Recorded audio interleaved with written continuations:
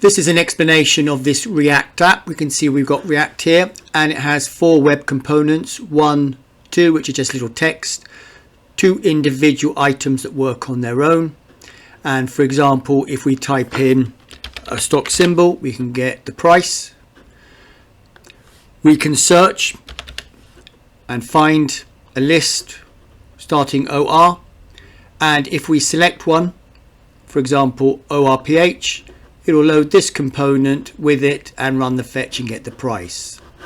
And if we look at the React app and actually go into the app.js, let's make this a little bit larger, we can see we have one component that's just displaying these attributes, component 1 Craig West, same another one saying app home, and also one at the bottom. These are basically just using text, and we'll see them in Stencil, but these are the 2 that actually do the stock price find, and it's preset with an attribute of APL. So for example, if I go ORCL here and save and go back into the app, we will see it deploys with the price of Oracle there.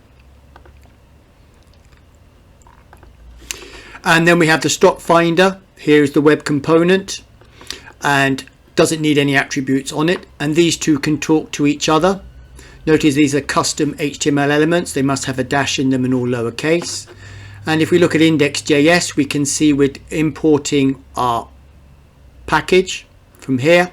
We need to define custom elements. This is how we import the web components, and we also need to hook it up with the window elements, and that enables web components to be placed and communicate with one another in a React component, but they won't necessarily react with a React component because they have a different custom events. These custom events are being fired up all the way up into the body tag.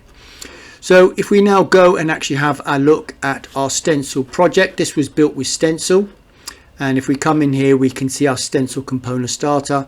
We can see exactly here, if we do BMW find, we can see the price there. This is the original application in StencilJS. We have a spinner, stock finder, stock price, and we basically then compile it, and it then gets deployed to NPM. And if we see the stock price, for example, here, we can sort of see that it's actually got all these events. It's got these decorators for state, for properties, to watch for the props on the element itself, to reflect with the attributes when it changes, to be mutable, to do a watch, a render, that anytime this symbol changes, it will then run a new fetch stock price. A listen, so it's listening for custom events, and this is the symbol, this is this custom event that we have sent out through stock price finder. We emit this very special custom message, and if we come back here, can we see it? Where is the event? Stock. There we are. We have an event, bubbles true, compose true to leave the shadow DOM, and it has that unique name, which we then listen for in the stock price. So really, this project is an example of using Stencil to create 2 web components that work individually but can also be connected together.